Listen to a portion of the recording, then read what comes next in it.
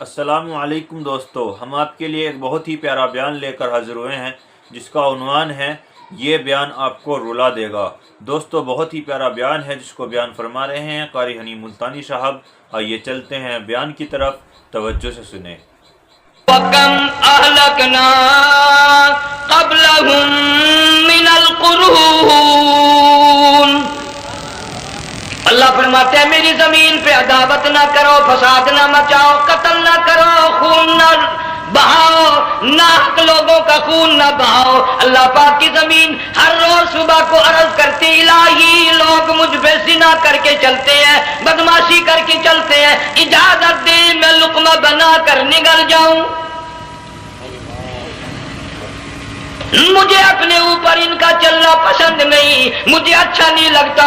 ہر روز آواز لگاتی ہے ظالموں، بدکاروں، بدماشوں، میرے اوپر دندناتے پھرتے ہو، ایک نہ ایک دن میرے اندر آؤ گے، تمہیں پتہ چل جائے گا کہ میں تم کو کتنا دشمن رکھتی تھی۔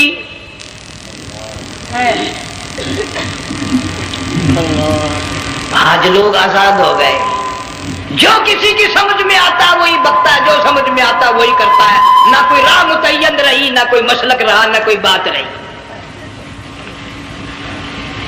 جناب مدنی کریم صلی اللہ تعالی علیہ وسلم کا بڑا عظیم تر صحابی ہے، بہت بڑا جرنیل ہے، سیدنا معاذ ابن جبل رضی اللہ تعالیٰ عنہ مدینے پاک میں بیمار ہے، آخری وقت ہے، دعا کرو اللہ ہم سب کو مدینے کی موت عطا فرمائے۔ بہت جلیل القدر صحابی ہے۔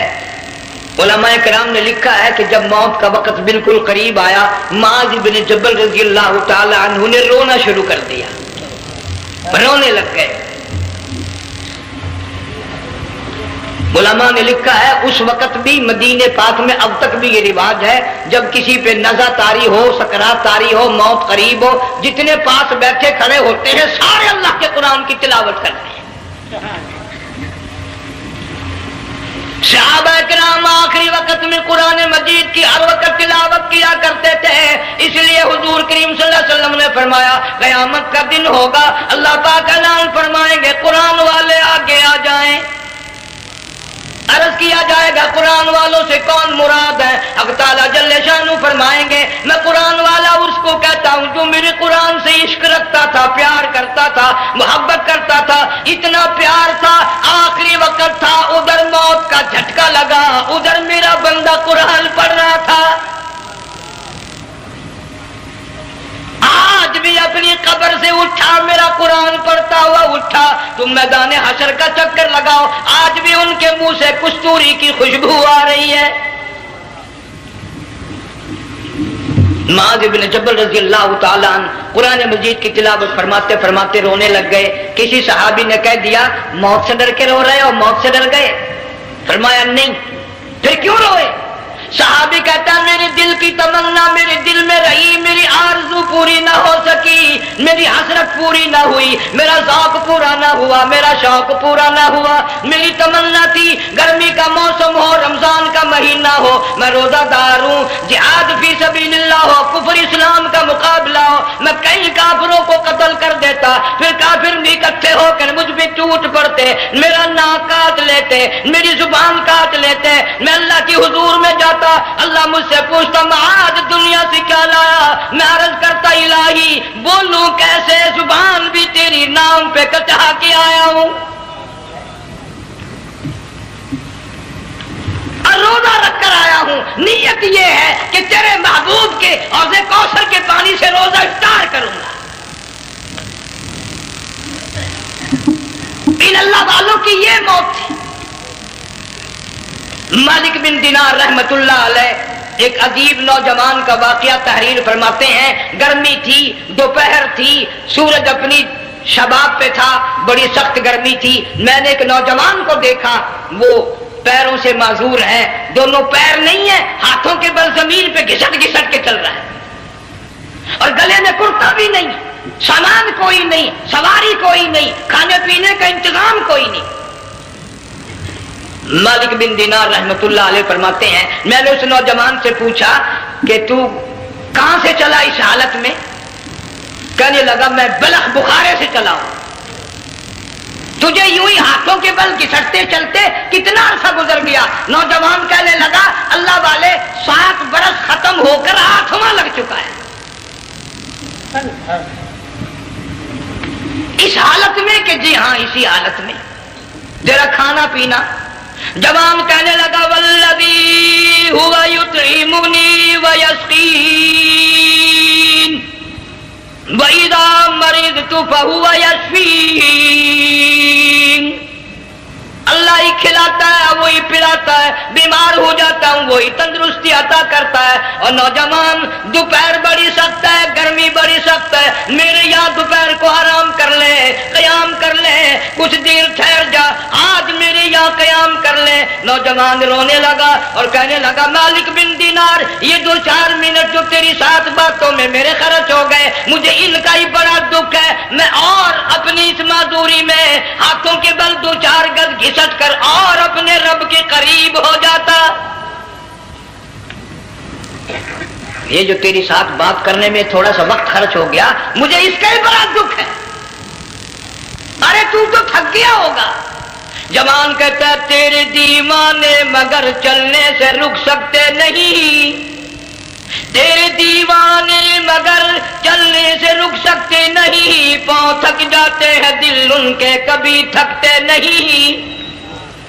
میرے سامنے تھکنے کا نام نہ لو، میرے دل میں عشق کی آگ جلی ہوئی ہے، سوز و گداز کا سمندر طوفان برپا کر رہا ہے. میں نہیں تھکنا جانتا، میرے یہاں نیند کا سوال نہیں، آرام کا سوال نہیں، میں تو گھسٹ گھسٹ کر رب کے دربار میں حاضر ہوا چاہتا ہوں.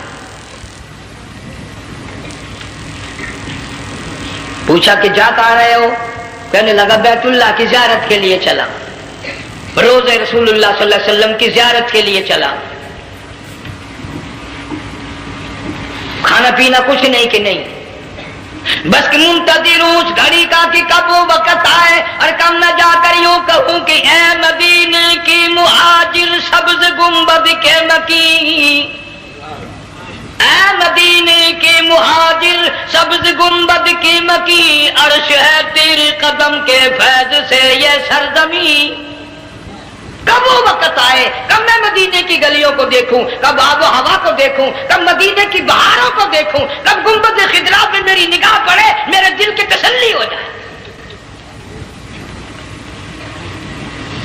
عاشق لوگ یوں ہی کیا کرتے ہیں. دیہات کی ایک عورت آئی رسول اکرم صلی اللہ علیہ وسلم کی وفات شریف کے بعد اور آ کے کہنے لگی بہن عائشہ رضی اللہ تعالیٰ عنہ، میں نے سنا ہے سرکار کی وفات شریف ہو گئی، کیا کہاں دفن کیا کہ اس حجرے میں؟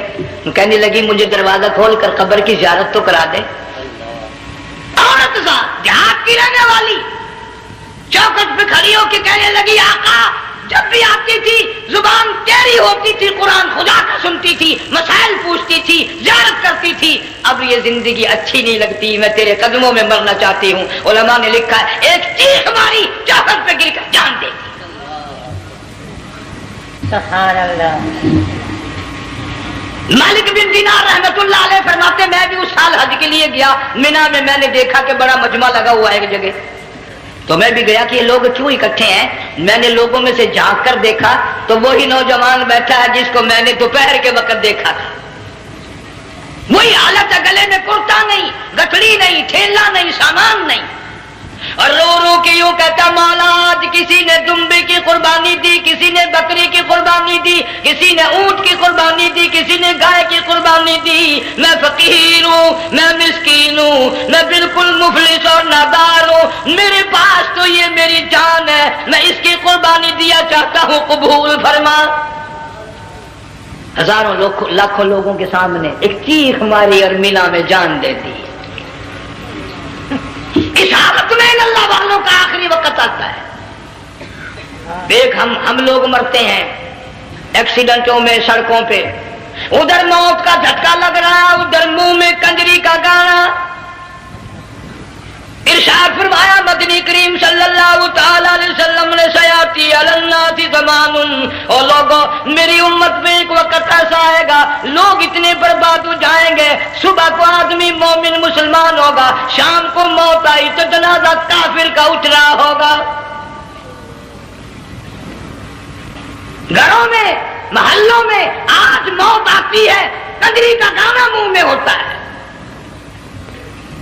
ادھر دم نکل رہا ہے، ادھر کنجری کا گانا کانوں میں آواز آ رہی ہے، میت کو غسل دیا جا رہا ہے، کنجری کی آواز آ رہی ہے، جنازہ اٹھا کر لے جا رہے ہیں، کنجری کی آواز آ رہی ہے، قبر میں میت اتاری جا رہی ہے، کنجری کی آواز آ رہی ہے، قبر پہ مٹی ڈالی جا رہی ہے، کنجری کی آواز آ رہی ہے۔ اس ماحول میں، اس معاشرے میں ہم کس طرح ایمان اور یقین اور ایمان ساتھ لے کر مریں گے؟ ہزاروں نہیں، لاکھوں کو مرتے وقت کلمہ نصیب نہیں۔ قسم دے کر پوچھو، ماں مر رہی ہے، کلمہ منہ سے نہ نکلا، باپ مر گیا، منہ سے کلمہ نہیں نکلا، بیگم صاحبہ چل بسی، منہ سے کلمہ نہیں نکلا۔ ہزاروں چلے گئے اور اپنے جانے کا پھر بھی یقین نہ آیا۔ تم نے کبھی سوچا تک نہیں، خیال تک نہیں کیا؟ ارشاد فرمایا مدنی کریم صلی اللہ تعالی علیہ وسلم نے لوگوں ابو ہریرہ رضی اللہ تعالیٰ عنہ سے پوچھا تو کیوں رویا؟ عرض کرنے لگا میرے آقا اتنی کمزوری کبھی نہ دیکھی، اتنی ضعیفی کبھی نہ دیکھی، اتنی ناتوانی کبھی نہیں دیکھی، چہرہ انور بالکل کمزور ہو گیا۔ آپ نے ٹھنڈا سانس لے کر فرمایا ابو ہریرہ تجھے معلوم نہیں موت بالکل قریب آ گئی، بالکل قریب آ گئی موت۔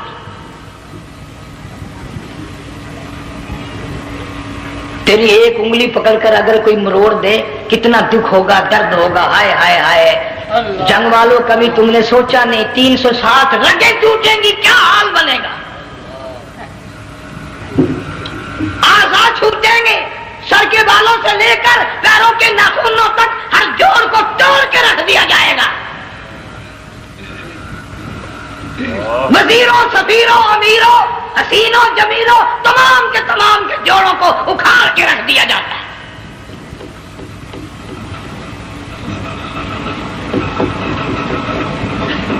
پروگرام تک نہیں مرد عورتوں کا کہ یہ دنیا کسی کی نہ بنی، قبر میں آخر جانا ہی جانا ہے۔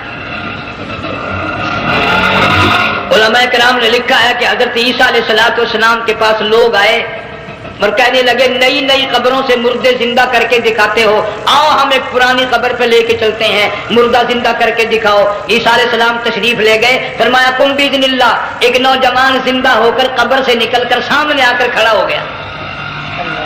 عیسیٰ علیہ السلام نے پوچھا تو کون ہے؟ وہ کہنے لگا میرا نام سام ہے، میں حضرت نوح علیہ السلام کا بیٹا ہوں۔ تو پیغمبر کا دماغ تو پیغمبر کا ہوتا ہے نا۔ فرمایا تجھے تو بڑا عرصہ قبر میں گزر گیا، کتنے ہزار سال قبر میں گزر گئے؟ کہ جی ہاں۔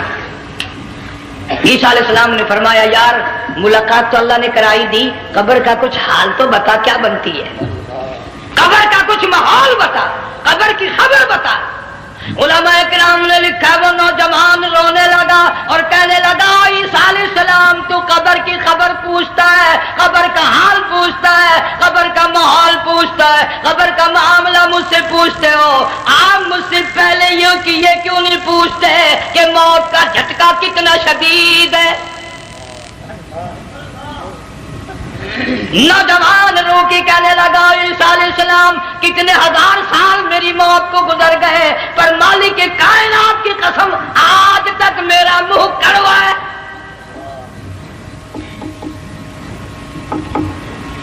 اس لیے جنگ والوں لمبی چوڑی بات کہنے کا وقت نہیں، حالات نہیں، میں تو تمہیں اتنا سا پیغام دینے آیا، کھانے پینے کا زمانہ ہے، میں جانتا ہوں تم کیلے کھاتے ہو، تمہیں کیلے کا ذائقہ معلوم ہے، امرود کا ذائقہ تم کو معلوم ہے، انار کا ذائقہ تمہیں معلوم ہے، انگور کا ذائقہ معلوم ہے، انناس کا ذائقہ معلوم ہے، آم کا ذائقہ معلوم ہے، ہزاروں پھلوں کے ذائقے تمہیں معلوم ہے، ہزاروں مٹھائیوں کے ذائقے تمہیں معلوم ہے، ہزاروں بیکری کی چیزوں کے ذائقے تمہیں معلوم ہے، ہزاروں شربتوں کے ذائقے معلوم ہے، پر تم نے جنگ والوں کبھی بھی قبرستان میں جا کر قبر والوں سے یہ نہیں پوچھا او قبر والوں ذرا بتاؤ تو صحیح موت کا ذائقہ کیسا ہے؟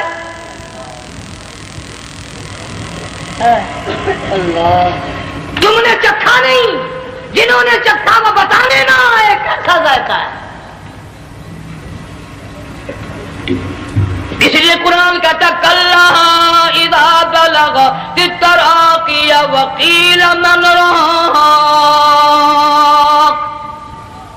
وظن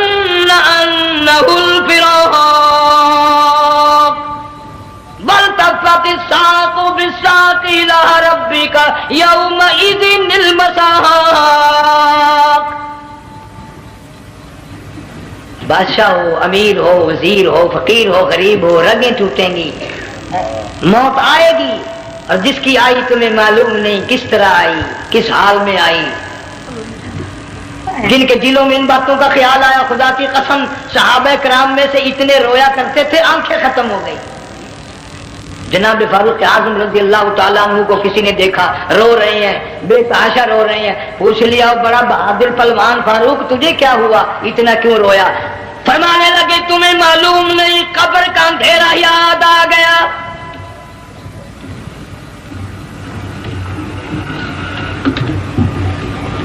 1,29,000 صحابہ کرام اس آخرت کے لیے قربانیاں دیتے آئے، اولاد کی قربانی دی، مال کی قربانی دی، جان کی قربانی دی، جو کرنا پڑا وہ کر گزرے، لیکن محمد عربی صلی اللہ علیہ وسلم کا دامن نہ چھوڑا.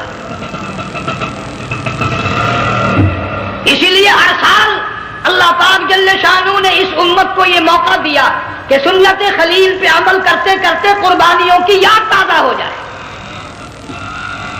قربانیوں کی یاد تازہ ہو جائے. قرآن کریم میں جا بجا ابراہیم علیہ السلام کا اللہ پاک نے ذکر خیر فرمایا، یوں فرمایا ہم نے ان کے بڑے امتحان کیے، بڑی آزمائش کی، وہ ساروں میں کامیاب ہوئے. تم ہر وقت اللہ سے یہ دعا کیا کرو اللہ ہمیں امتحان میں نہ ڈالے، آزمائش میں نہ ڈالے، ہم امتحان کے قابل نہیں.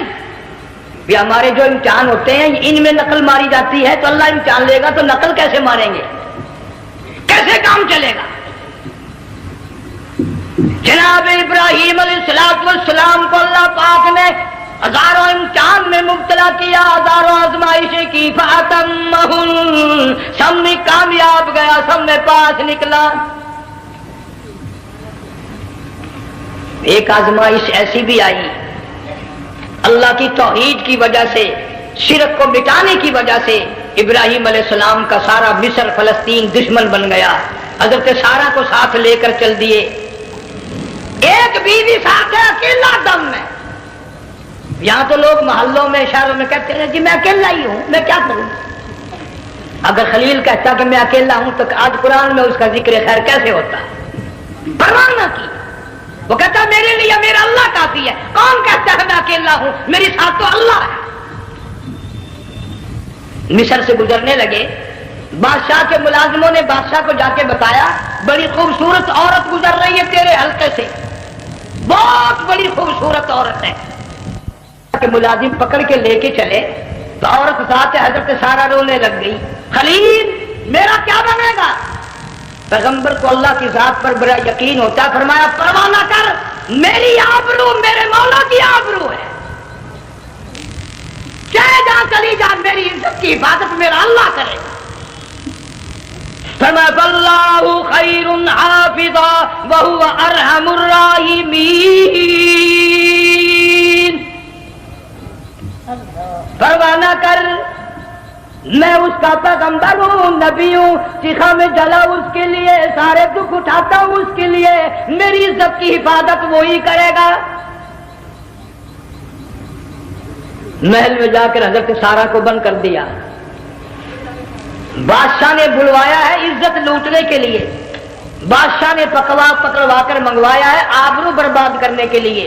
بادشاہ کا ارادہ ہے سارا کی عزت کو برباد کرنے کا، اور اللہ کا پروگرام ہے سارا ادھر آ، اس محل میں ایک معصوم بچی ہے جس کا نام ہاجرہ ہے، میں اس کو اتنا پسند کرتا ہوں، اللہ فرماتے ہیں اس کے پیٹ سے اسماعیل ذبیح اللہ کو پیدا کرنا چاہتا ہوں، اس کی نسل سے حبیب اللہ کو لانا چاہتا ہوں. آج تک کسی کی انگلی اس کی طرف نہیں اٹھی. سارا محل میں آؤ، اس کو آ کر ساتھ لے جاؤ تاکہ میرے ذبیح اللہ کی پیدائش کا معاملہ بن جائے.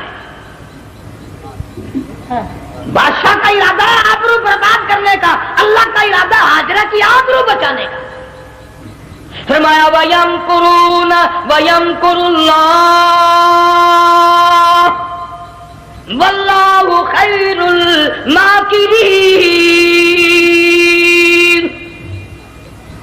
اس نے بھی تدبیر بنائی، میں خدا نے بھی تدبیر بنائی.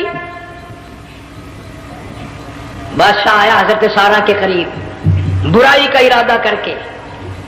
مفسرین نے لکھا ہے حضرت سارہ نے فرمایا مجھے 2 رکعت نماز پڑھنے دے. یہاں سے پتہ چلا کوئی پاک دامن عورت، کوئی نیک بیٹی اگر گنڈوں میں بدماشوں میں پھنس جائے، عزت بچانے کا طریقہ یہ ہے وضو کر کے اللہ کے سامنے نیت تو باندھ، تیری عزت کے لیے وہ فرشتے بھیجے گا. علماء کرام نے لکھا ہے کہ ایک جہاز سمندر میں چل رہا ہے، طوفان آیا، جہاز تختہ تختہ ہو گیا، کچھ لوگ غرق ہو گئے، ڈوب گئے، کچھ تختوں پہ بہ کر کے چلنے لگے. ایک عورت گود میں بچہ ہے، ایک حبشی نوجوان دوسرے تختے پہ بہتا ہوا جاتا ہے. اس نے عورت اکیلی دیکھ کر اپنا تختہ چھوڑ دیا اور بدماشی کے ارادے سے عورت کے تختے پہ آ بیٹھا. تم جنگ والے سوچ رہے ہوگے کہ ڈوبتے وقت بھی باز نہ آئے، یہ سیلاب آتے ہیں لوگ بدماشیوں سے باز آئے؟ ڈوب گئے مگر باز نہ آئے، بغیرتی لوگ کرتے ہی رہے. علماء کرام نے لکھا حبشی نوجوان نے عورت کا بچہ چھینا سمندر میں پھینک دیا. عورت روئی اور کہنے لگی میرے اللہ بیٹھی رہتی ہوں، عزت جاتی ہے، حرکت کرتی ہوں، ڈوب جاؤں گی. میں نے سنا ہے سمندر کی گہرائیوں سے تو نے یونس علیہ السلام کی سنی تھی، میں تو پانی کے اوپر بہ رہی ہوں. مولا میری آبرو بچا، میرا ایمان بچا، میری عزت بچا، تیرے سوا میری سننے والا کوئی نہیں. لا الہ الا انت سبحانک انی کنت من الظالمین.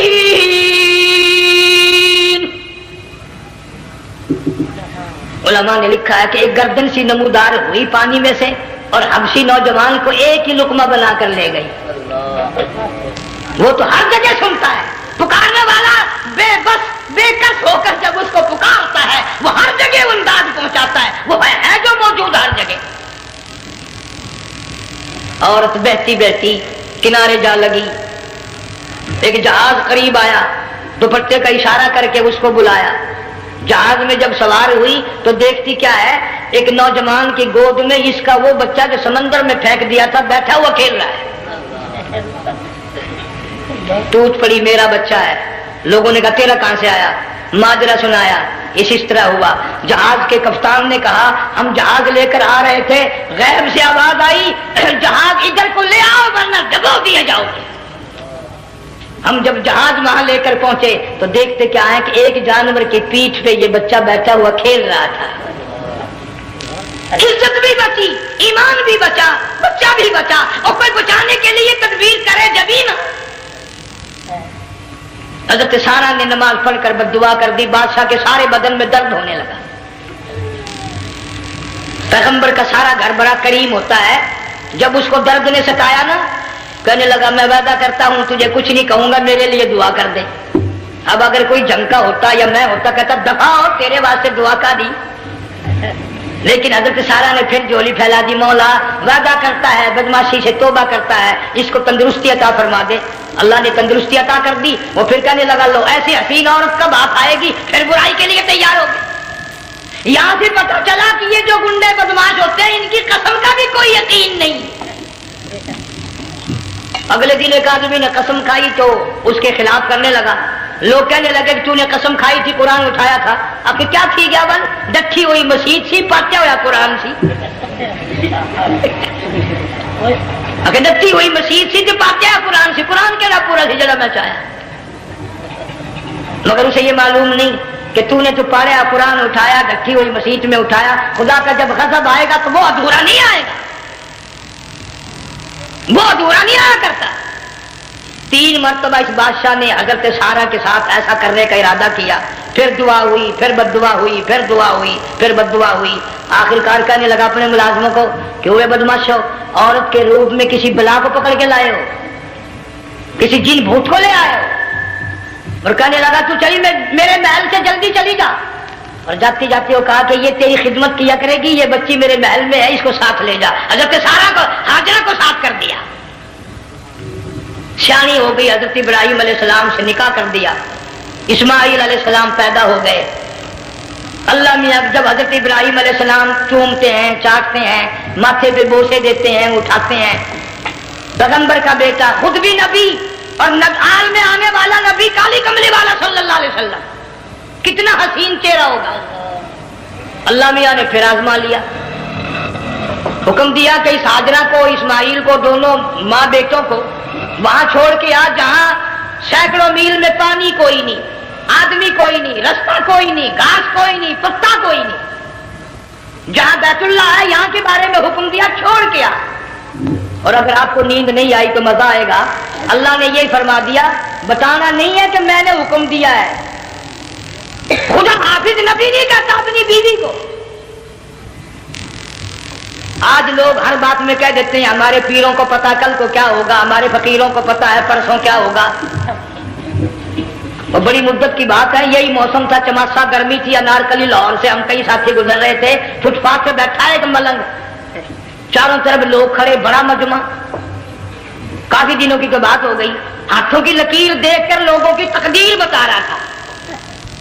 کسی کو کہتا تھا تجھے بڑی اونچی پوسٹ ملے گی، کسی کو کہتا تھا تیری شادی بڑی فرسٹ کلاس لیڈی سے ہوگی۔ وہ بابو تو کوڈا ہی ہو جاتا تھا، لیڈیوں پہ بڑے مرائے یہ لیڈے، کوئی کام نہیں، رات دن بس لیڈیوں کے پیچھے ہی پھرنا ہے۔ اللہ، میں نے اپنے ساتھیوں سے کہا، میں نے کہا میں بھی تقدیر پوچھتا ہوں اپنی۔ کہنے لگے شرارت ہو جائے، میں نے کہا ساری دنیا پر ہاتھ دکھا رہی ہے، کوئی شرارت نہیں، میرے ہاتھ میں شرارت ہے۔ 1 روپیہ لے رہا تھا وہ، میں بھی لوگوں میں گھساتا، بھیڑ میں سے اوپر نیچے ہی ہوتا میں بھی پہنچ گیا، اور دونوں گھٹنے میں نے زمین پہ رکھ دیا، روپیہ ہاتھ میں نے اس کے لے کر کہا، میں کہا ملنگ جی اگر اب دیکھا میری شادی ہو جائے گی کہ نہیں؟ اب اس نے دیکھ کے میری طرف کہنے لگا، اس نے سوچا کہ یہاں اچھے بھلے کو نہیں ملتی پاکستان میں، اسے کون دے گا؟ اچھی طرح میرا ہاتھ دیکھا بھی نہیں، جھٹک کے کہنے لگا نو تیری شادی نہیں ہونی۔ میں کیا کھوتے تیرے باپ کے 8 بچے کھیل رہے ہیں۔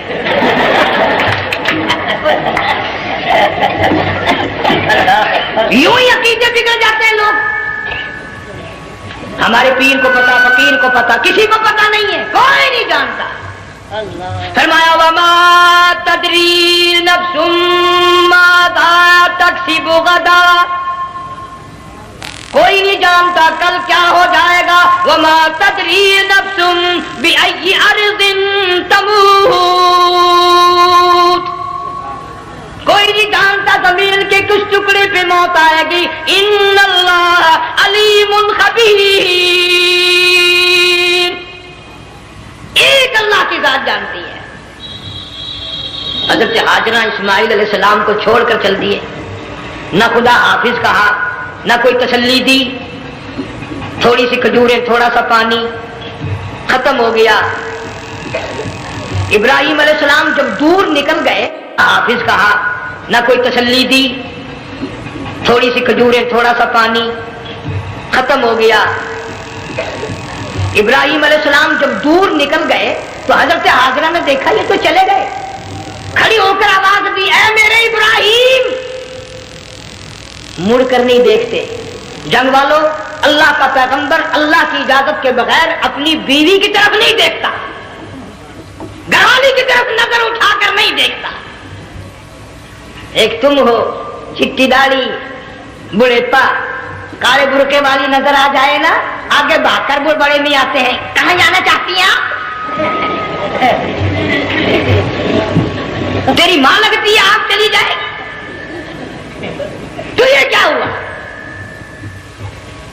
یہ کالے برقعے پہ مرتے مرتے مرتے مرتے مری گئے۔ ایسا عجیب تماشا۔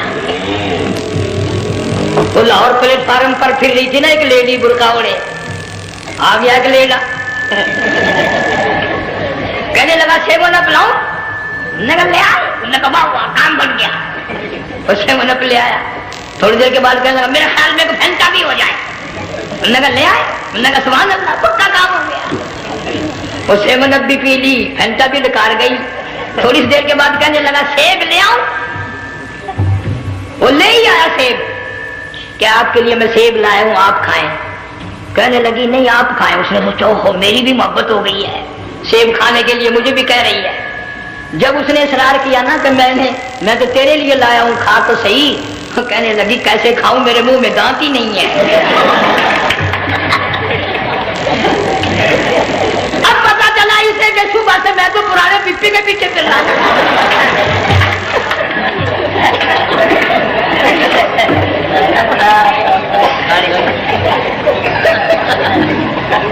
صرف برقع دیکھا چل دی. یہاں پیغمبر اپنی گھر والی کی طرف نہیں دیکھتا. حضرت حاجرہ نے اسماعیل علیہ السلام کو سینے سے لگایا. عرب کی قداور مائی, طاقتور مائی, دوڑ لگا کر حضرت خلیل کا راستہ آ کے روک لیا اور کہنے لگی میں جوان عورت, یہ پیارا نور نظر, یہ لخت جگر, شکل تو دیکھو, صورت تو دیکھو, ہمیں یہاں چھوڑ کے جا رہے ہو. اللہ کا پیغمبر بولتا نہیں. پتہ چلا پیغمبر اللہ کی اجازت کے بغیر سانس نہیں لیتا, آنکھ کا اشارہ نہیں کرتا. حضرت حاجرہ رونے لگ گئی, میرے خلیل, میری ابراہیم, میرا قصور بتاؤ, میرا جرم بتاؤ, میری خطا بتاؤ, میرا گناہ بتاؤ, معافی چاہوں گی, معذرت کروں گی. اس بچے کا کیا گناہ ہے, اس میدان میں چھوڑ کے چلے ہو. بولتے نہیں ہیں, اللہ کی طرف سے بولنے کی اجازت نہیں ہے. حضرت حاجرہ نے خود ہی قیاس لگایا, سوچتی ہیں پیغمبر تو کسی پہ ظلم نہیں کرتا. وہ کہنے لگی خلیل کہیں اس رب کا حکم تو نہیں, کہیں اس اللہ کا یوں حکم تو نہیں. جم کے لوگوں اگر خلیل ہاں کہہ دیتا تو کیا حرج تھا, ہاں نہیں کہتا, اجازت نہیں, تاکہ حاجرہ کے یقین ایمان کا امتحان مکمل ہو.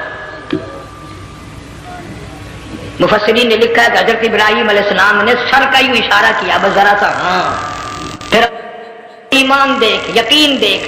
یہی نہ بیٹھی, دوڑ کے وہاں گئی ہے جہاں پہلے بٹھا کر آئے تھے اور کہنے لگی ابراہیم جاؤ, میں جانوں میرا رب جانے, پرواہ نہیں.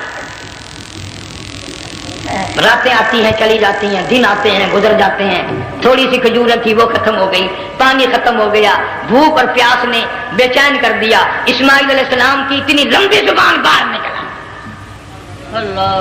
دو پتھر کھڑے کر کے اوپر ایک پتھر رکھ کر چھاؤں بنائی, اس کے نیچے لٹا دیا اور پھر چکر لگایا. کبھی صفا پہاڑی پہ چڑھتی ہے, کبھی مروہ پہاڑی پہ چڑھتی ہے, کبھی اترتی ہے اور ڈھلوان میں سے بھاگ کر چلتی ہے جب اپنا بچہ نظر نہیں آتا.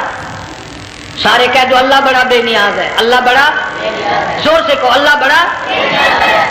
کسی کے 500 سال کے سجدے رد,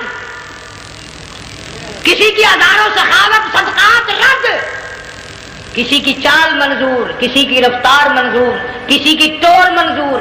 اور یوں فرمایا حاجرہ میری رحمت کی تلاش میں آج جو تو نے دوڑ لگائی ہے, یہ تیری چال ڈھال رفتار ٹور ہمیں اتنی پسند آ گئی, اتنی پسند آ گئی کہ آج کے بعد خلیل اللہ کیوں نہ ہو, ذبیح اللہ کیوں نہ ہو, کلیم اللہ کیوں نہ ہو, روح اللہ کیوں نہ ہو, حبیب اللہ کیوں نہ ہو, صحابہ کرام کیوں نہ ہو, قطب ابدال غوث کیوں نہ ہو. میری حاجرہ مجھے اپنی کبریائی کی قسم, جب تک وہ تیری چال چل کے نہ دکھائے گی حاجی کا لانے کا حقدار نہیں ہو سکتا.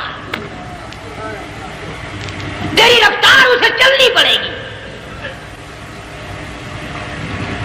فرمایا ان الصفا والمروہ من شعائر اللہ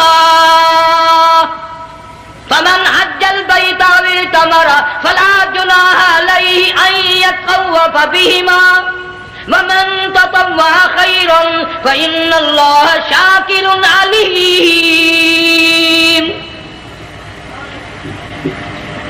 7ویں چکر میں آواز سی آئی, اب رو پڑی حضرت حاجرہ, کہنے لگی میرا بچہ اگر چل بسا میں پھر کیا کروں گی. سن لی میں نے آواز. آپ کی کیا دیکھتی ہے, اسماعیل علیہ السلام کی نرم و نازک ایڑیاں جس زمین پہ رگڑی گئی تھی وہاں سے چشمہ جاری کر دیا. حضرت حاجرہ نے پی لیا, بھوک بھی ختم ہو گئی, پیاس بھی ختم ہو گئی, بچے کو بھی پلایا. اللہ تعالیٰ نے خانے کعبہ کی بنیاد ڈال دی, ایسے گھر کی بنیاد ڈالی. حضور صلی اللہ علیہ وسلم فرماتے ہیں 500 سال کی عبادت ایک طرف اور بیت اللہ پہ ایک نگاہ یوں ڈالنا ایک طرف. 500 سال کی عبادت کا وہ ثواب نہیں جو ایک نظر خانے کعبہ پہ ڈالنے کا ثواب ہے. اور اللہ پاک یوں فرماتے ہیں کہ جو آنے والا حجر اسود کو بوسہ دیتا ہے، اللہ پاک یوں فرماتے ہیں میں سمجھتا ہوں میرا سجا ہاتھ پکڑ کر میرے بندے نے چوم لیا۔ جو غلاف کعبہ کو پکڑ کر مانگتا ہے، اللہ فرماتے ہیں میں یہ سمجھتا ہوں میرا دامن پکڑ کے مانگ لیا۔ جو مقام ملتزم پہ لپٹ کے مانگتا ہے، اللہ فرماتے ہیں میں سمجھتا ہوں میری چوکھٹ پہ پڑھ کے مانگ لیا۔ اور فرمایا لوگوں یہ جو آنے والے آئے ہیں یہ رشتہ داروں کے مہمان نہیں، عزیزوں کے مہمان نہیں، دوستوں کے مہمان نہیں، میں خدا میزبان ہوں، یہ میرے مہمان ہیں۔ آج ان کی دعاؤں پہ آمین کہو، فرشتوں کو حکم ہوتا ہے ان سے مسافہ کرو، مگر اللہ تعالیٰ سب کو توفیق دے کہ حج مکمل کر کے آئیں اور سب کا حج قبول فرمائے۔ میرے علاقے میں کئی سالوں کی بات ہے پرانی، جب کوئی حاجی تھا، ایک آدمی حج کر کے آیا، میں دوپہر کو اس کو ملنے گیا تو زور کی نماز کا وقت آیا، میں اٹھ کے چلا گیا نماز پڑھنے، پھر عصر کی نماز کا وقت آیا، میں اٹھا نماز پڑھ کے آ گیا۔ میں نے اس حاجی کے لڑکے سے پوچھا، میں نے کہا حاجی صاحب نے نماز یہیں پڑھی؟ تو کہنے لگا جی ابھی شروع نہیں کی، سفر کے تھکے ہوئے ہیں نا، 2-4 دن کے بعد شروع کریں گے۔ شکر ہے پہلے لوگ جھوٹ نہیں بولا کرتے تھے، ہاں آج کل کا ہوتا ہے نا تو وہ کہہ دیتا ہے جی یہ تو کئی وقت کی کچھی پڑھ کر بیٹھے ہیں۔ تو پھر مولوی تھا نا، میں بیٹھ گیا حاجی کے پاس، باتوں میں اس کو لے آیا، یہی میں نے کہا حاجی صاحب نماز نہیں پڑھی؟ کہنے لگا آپ ہی لوگوں سے سنا ہے کہ بیت اللہ میں جو ایک نماز پڑھے 1,00,000 کا ثواب ملتا ہے، مسجد نبی میں جو ایک نماز پڑھے 50,000 کا ثواب ملتا ہے، 4 مہینے پڑھ کے آیا، وہ حساب لگا لو۔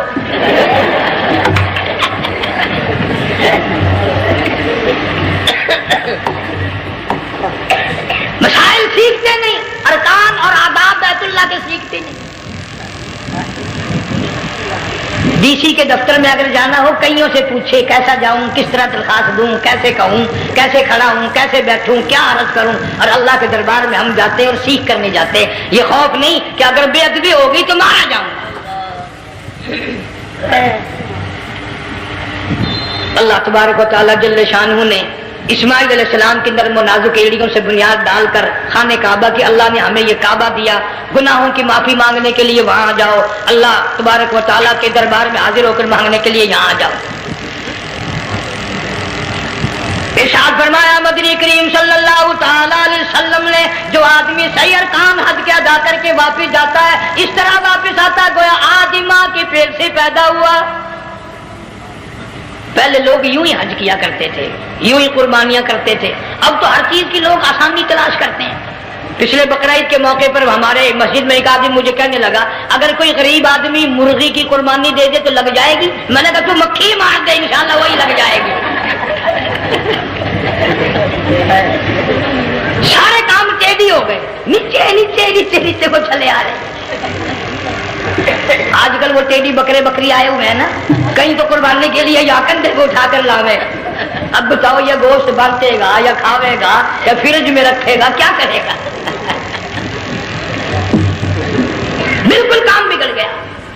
حضور صلی اللہ علیہ وسلم نے فرمایا قربانی کا جانور اچھا تلاش کر کے لاؤ، اس کے بدن پہ جتنے بال ہوتے ہیں اتنی نیکیاں لکھی جاتی ہیں۔ اور میرا موضوع نہیں، حضور صلی اللہ علیہ وسلم نے فرمایا کہ میں نے اللہ سے دعا کی تھی میری امت کا کیا بنے گا، پل صراط پہ سے گزرتے وقت اللہ تعالیٰ نے میری دعا کو قبول فرما کر یوں فرما دیا کہ تیری امت جو قربانی میں جانور ذبح کرے گی میں خدا پل صراط کے کنارے پر زندہ کر کے ان سب جانوروں کو سواریاں بنا کر پیش کر دوں گا۔ اس لیے بقرعید بالکل قریب آ گئی، ہر دین ایمان اسلام کے لیے قربانی کے لیے تیار رہو۔ زیادہ سے زیادہ مجھے آج کل فکر لگا ہوا ہے کہ اپنے گھروں کو میں نماز کا اہتمام کرو۔ آج حال یہ بنا ہوا ہے کہ اگر گھر والی کی گود میں موت آئی تو گھر والی بے نماز، دھی کی گود میں موت آئی دھی بے نماز، بہن کی جھولی میں موت آئی بہن بے نماز، بیٹے کی گود میں موت آئی بیٹا بے نماز، بھائی کی گود میں موت آئی بھائی بے نماز، ڈاکٹر کے ہاتھ میں موت آئی ڈاکٹر بے نماز، کمپیوٹر کے ہاتھ میں موت آئی کمپیوٹر بے نماز، نرس کے ہاتھ میں موت آئی نرس بے نماز، تیرا کفن خرید کے لانے والا بے نماز، تیرے غسل کا پانی گرم کرنے والا بے نماز، تیری قبر کھودنے والے بے نماز، تیرا جنازہ اٹھانے والے بے نماز، تیری قبر پہ مٹی ڈالنے والے بے نماز، اگر تو نمازی بھی ہے یہ اتنے چاروں طرف کے بے نماز تجھے جنت میں کب جانے دیں گے؟ اللہ اللہ، اس بچی کا فکر کیوں نہیں کرتا؟ کلاس میں فیل ہو جائے تجھے دکھ لگتا ہے میری بچی فیل ہو گئی، ساری عمر نماز نہ پڑھے تجھے کبھی درد نہیں ہوا کہ جہنم کے انگاروں میں جلے گی؟ بیوی ایک دن تیرا کہنا نہ مانے آگ لگ جاتی ہے، ساری عمر نماز نہ پڑھے بے ایمان تجھے کبھی آگ نہیں لگی۔ اس گھر سے تیرا جنازہ نکلے گا، اس گھر سے تیری میت اٹھے گی جس گھر میں تو نے سارے بے نماز پیدا کر رکھے ہیں، سارے بے نماز اکٹھے کر رکھے ہیں، کس طرح ایمان کلمہ ساتھ لے کر جائے گا؟ اس لیے اپنے ماحول میں، اپنے گھر میں بچیوں کو، بہنوں کو پیار سے، محبت سے، بڑے عقیدت سے ان کو نمازی بنا، تاکہ مرنے کے بعد جب تیرا جو بیٹی بہن منہ دیکھنے آئے تو نمازی تو تیرا منہ دیکھنے آئے، تیرا منہ دیکھنے بھی سارے بے نمازی آئے، تجھے کیا فائدہ ہوگا؟ اللہ سبحانہ و تعالی ہم سب کو ہمارے گھر کے ماحول کو نمازی بنائے۔ مفتی صاحب اس دنیا فانی سے رخصت ہو گئے، تشریف لے گئے، جان سارا بے وارثہ ہو گیا۔ مفتی صاحب ہی کا مدرسہ ہے، یہ مفتی صاحب ہی کے بچے ہیں، ان بچوں کی سرپرستی کرو، ان کا اکرام کرو، ان کی عزت کرو، جامعہ حلیمیہ کی خدمت کرو۔ بقرہ عید کا موقع آ رہا ہے، وہ تو نہ جانے کس کس طریقے سے اپنا کام چلاتے تھے، ہزاروں لوگوں سے ان کے تعلقات تھے، یہ بچے ہیں، نیا کام ہے۔ اللہ سبحانہ و تعالیٰ ہر خدمت گزار کو دو جہان میں سرخروئی عطا فرمائے۔ بڑی اچھی اچھی کیسٹیں آپ کو یہاں سامنے سے ملیں گی اپنے گھر کا ماحول بنانے کے لیے۔ پیغمبر کی دعا سے پہلے نہ اٹھا کرو بھائی، ہائے ہائے، کوئی دنیا کا دین کا جس کو کوئی اللہ سے حاجت ہو بیٹھ جائے ایک منٹ کے لیے، درود شریف پڑھ کے دعا مانگو، اللہم صلی وسلم۔ ماشاء اللہ، سبحان اللہ، سبحان اللہ۔ دوستو کیسا لگا آپ کو ہمارا یہ بیان؟ اگر بیان پسند آیا ہو تو اسے لائک کریں، ہمارے چینل کو سبسکرائب کریں اور دوسروں تک اسے شیئر ضرور کریں۔